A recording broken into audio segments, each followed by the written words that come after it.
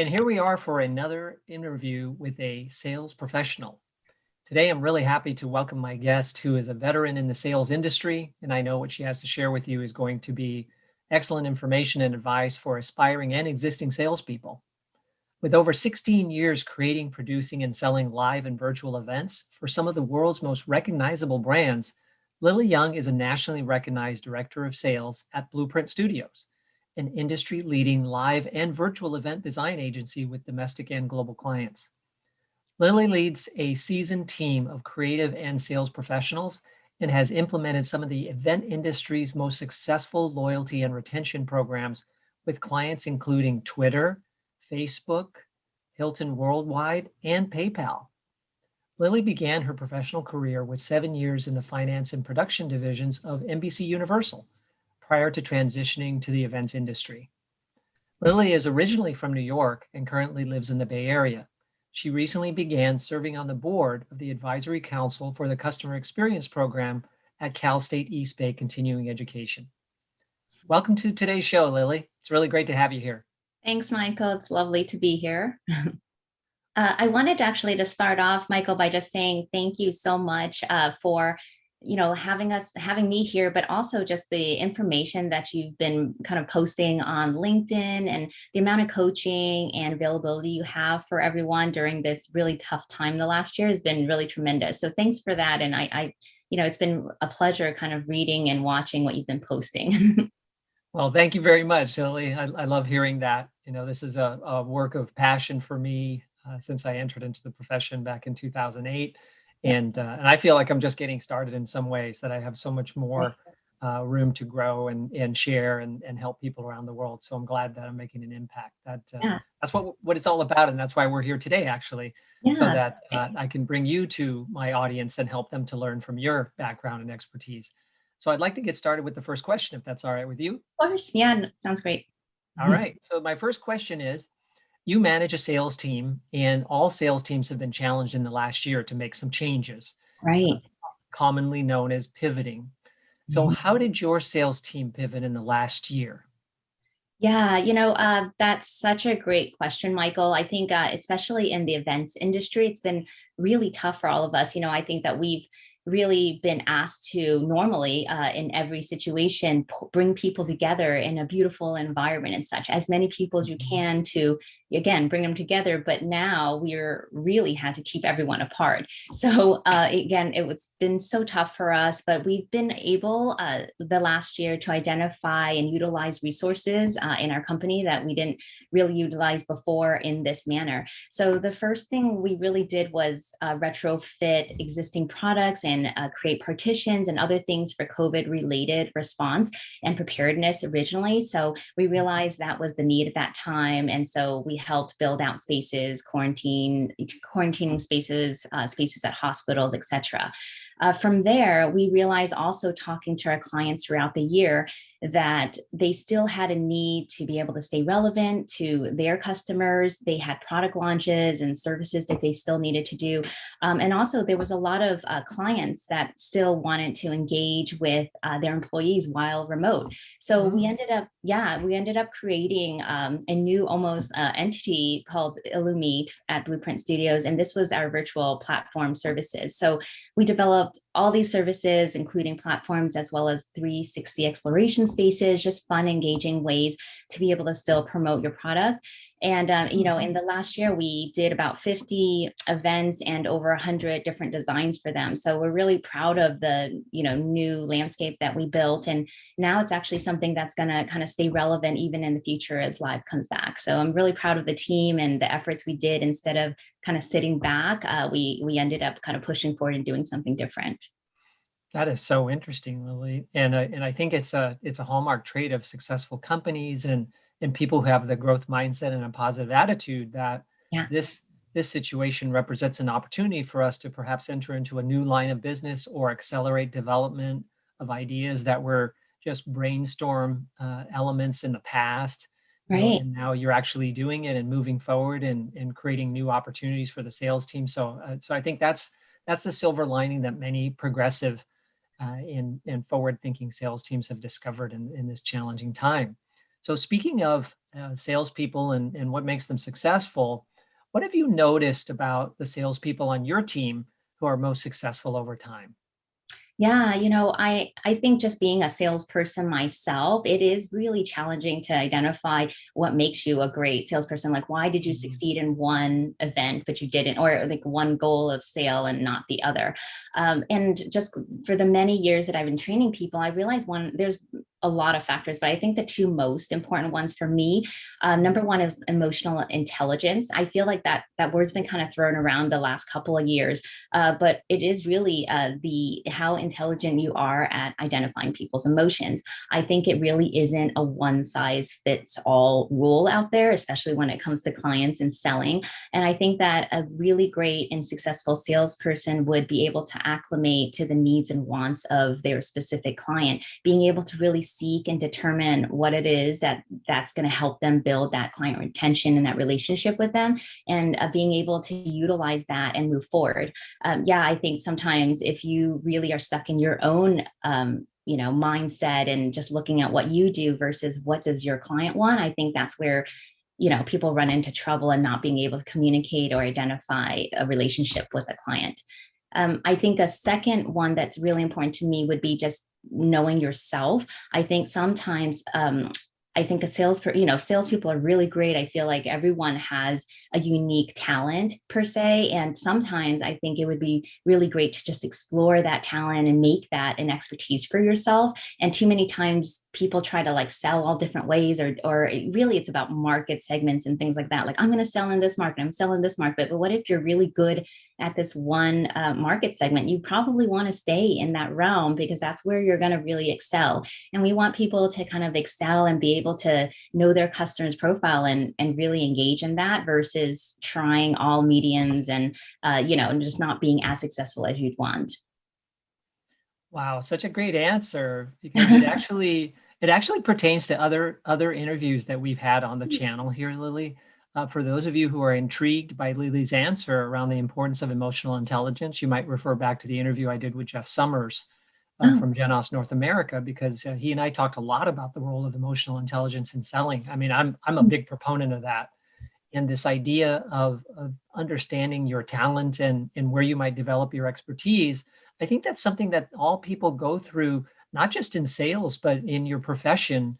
When right. will you consider specializing, and would that take you further and faster in your chosen profession by thinking about how to apply your talent to a certain subsection of the customer marketplace? You know, Yeah. I'm going to digress for a moment here, Lily. I was in a meeting with other business professionals many years ago, and there was an insurance salesperson in the room.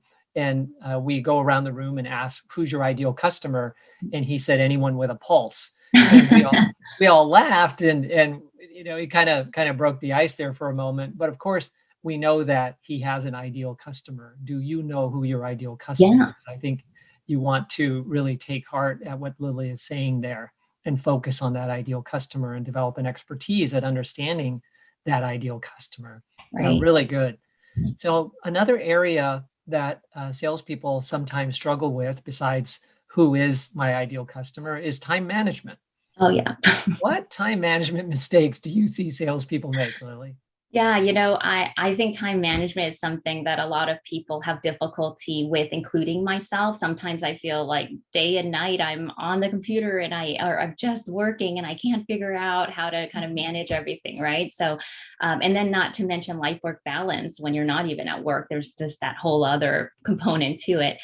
But I really do believe one of the key mistakes that we all make, I think, for time management is Mhm. being able to truly distinguish between the urgency of the specific projects or tasks that you're on. Sometimes we just compile them all together, and every single task that you have is a 911 call. And I think because you're kind of manipulating your brain to think that way, it really causes you to then be fully stressed. Like it just causes this mental stress that then doesn't really allow you to be able to compartmentalize and prioritize tasks. So I think that if folks can focus on being able to prioritize what's important, kind of again, disseminate, this is something that I can work on later or can work on tomorrow, but these are the 3 things only that are really important at this moment. You'd be able to manage the time better because it lessens your stress that you only can focus on these, smaller kind of detailed pieces, and then that be able to help you, kind of be a little bit more successful in that respect. I think the other thing that with time management as well is in regards to kind of delegation and swimming lanes. If you ask any of my sales team members, I mention swimming lanes all the time. And what I'm referring to really is what am I supposed to do in my job or in my sales life cycle versus the other people that are supporting me and my enablement team. For us and the events industry, we have so many staff that people kind of sometimes don't think about. Even if you're renting one chair, we have an operations team, we have a maintenance team, we have a warehouse team, we have marketing people to facilitate on the website. There's so many different people, and yet we sometimes want to take over and control the whole cycle because we're the salesperson that's managing the client. So if we can identify, oh, well, my swimming lane is this, and I'm going to move forward and do that, and I'm going to delegate or make sure that my team's there to support me, I think people can lessen a little bit of that stress and then also be able to manage the time better because then now they're only focused on their own swimming lane. I'm benefiting already from listening to your answer, Lily, because this whole idea of prioritization and that everything can't be important at the same time. And therefore, by understanding what is and focusing on that, I've spent a lot of time talking about the perils of multitasking, and now you've talked about the perils of if everything is important, then what are you going to work on first? What are you going to work on next? And what should you be drawing other people's attention to if everything is urgent? Right. So I really like that, and the idea of staying in your lane and understanding where other professionals can come in to do their part to ensure that you can do your part and maximize your effort, because no one else is going to do what you do and take over your selling function. So maybe you should spend more time selling. Yeah, exactly. Yeah. So then as a manager and a leader in the company, Lily, you have a group of salespeople that sometimes need your attention and need your support and assistance. How do you like salespeople to engage with you? How should they spend their time wisely with a sales manager or a sales director? I think that, yeah, that's such an interesting question because I think everyone is so different, right? So one person might find your sales management skills one way and another wants to have it displayed a different way. Personally, for me, I don't like to micromanage people. I believe that if I give a direction to someone as this is your directive and what we'd ask you to do, that it allows them the freedom to be able to do what they do best. They're clearly were hired for a reason because they're talented in sales or they're talented in some respect or another. And giving them that opportunity to be able to excel, I think is really important for me anyway. The other thing that I love to do is collaborate with my team. So being able to have team decisions together is because making sure that they know their thoughts matter is really important to me. I really do seek a lot of honesty. I think sometimes it's very difficult for managers and for salespeople to know when I can really tell you as is, like I'm really upset about something or something else. I personally love that honesty factor. I think again that collaboration piece helps alleviate some of that because you're allowing them to speak their mind all the time anyway, that it just helps you to see where you're going to forecast if there's potentially any issues there. And then truly, I would say that the one thing that I've always lived by is this motto, and I've heard it many years ago, and I don't even know where it came from or if it's even accurate, but I've kind of made my own version of it. But it really is about being humble enough to know that I'm no better than anybody else, but confident enough to know, how I'm different and to use what makes me different. So for me, like I feel again, everyone's hired because there's a need, whether you're a CEO of a company or you're an assistant for something, or you're a manager in some respect, you're needed in the company. And again, I'm no better than you. You again have your talent and your ability to do what you're supposed to do. And so do I. And so if we can just work together based on whatever our job scope is, that's kind of how we're going to be able to be successful together. So that's how I would engage with my team. Well, I think going back to your previous answer about the role of emotional intelligence, you've shown a lot of emotional intelligence in your response to this question, right? That I want to sense people's uniqueness and help them to leverage that. I believe in candidness and honesty, what we call authenticity. Mhm. There's a lot of good ways for people to engage with their manager, and this idea of I'm not better than you, and I'd like to collaborate with you and hear your ideas. Right. It shows a lot of respect for the people who work for you and appreciation for who they are, which Yeah. I would think would make them want to work for you even more. So then, coming back to you as a director of sales, Lily, and also a leader in the company, what do you think makes a good leader or a good manager? What are the traits? Yeah, that's such a great question. I think it's a little difficult to determine if there's like one definition for a good leader or manager, but I do think some of the things that at least I attribute this to, hopefully, is maybe listening. You know, making sure that you're really paying attention to what the team is saying or asking for. If Mhm. there's multiple people that seem frustrated about the same thing, you probably want to listen and hear what that is.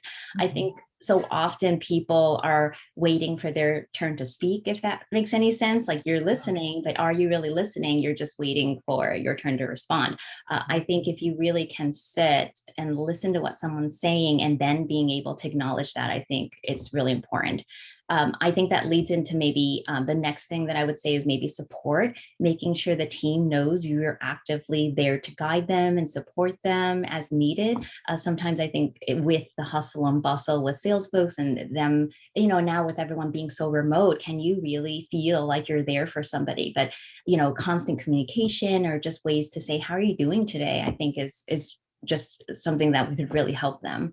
Again, collaboration, again, that leads all into the others, just ensuring that people feel that they're important, that their voice is important, having those communal decisions together are important. And I think just maybe the last or most important thing is making a difference. You know, you mentioning leaders and managers. I did hear once and very recently, like Tim Robbins, which, you know, again, inspires me as well as you, Michael.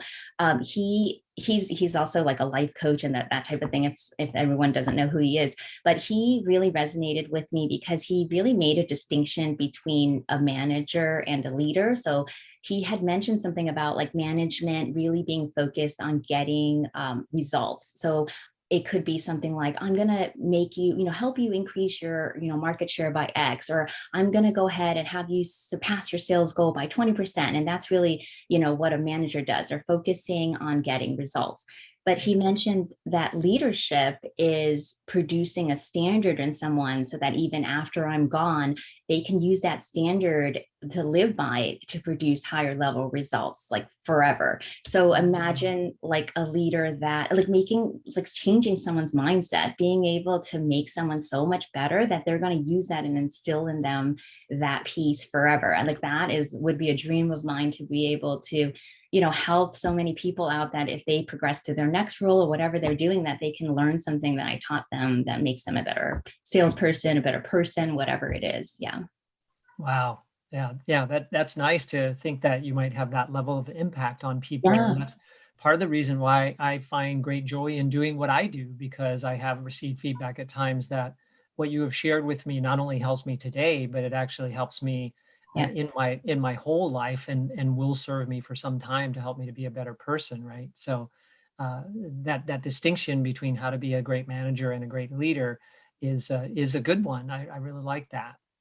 So Yeah. we've come to the almost end of our interview, Lily, but I do have one final question to ask you, Sure. because I think people listening to this and watching this have clearly seen that working for a great sales director can make a real difference in your success, as a salesperson.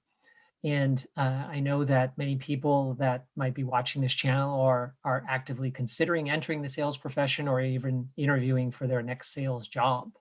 So Mm. here's the question. Great. When you're looking for a new sales team member, what are you looking for?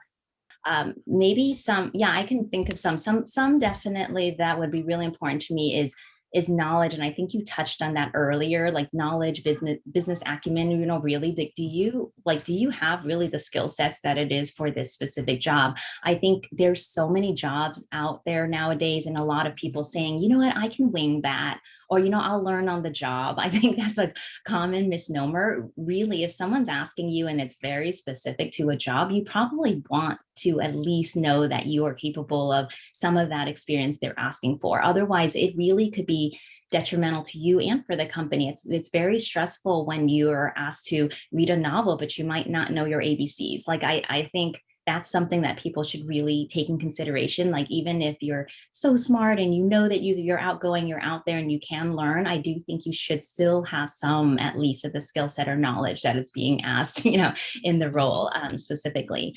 I think things like being able to acclimate quickly, like, do you really think that within your 30, 60, 90, how fast can you move? I think a lot of jobs, almost everyone that I hear of, colleagues and such that are in different jobs, are saying like it's fast moving now, like everything's growing, and people really need to be kind of up and going, and you don't get that longer learning curve period like people used to have. I think it is so again, that's why that knowledge base is so important for you to not feel stressed when you're kind of going and joining this new job. You want to feel confident and be happy that you're there, not trying to worry that you're not caught up, enough.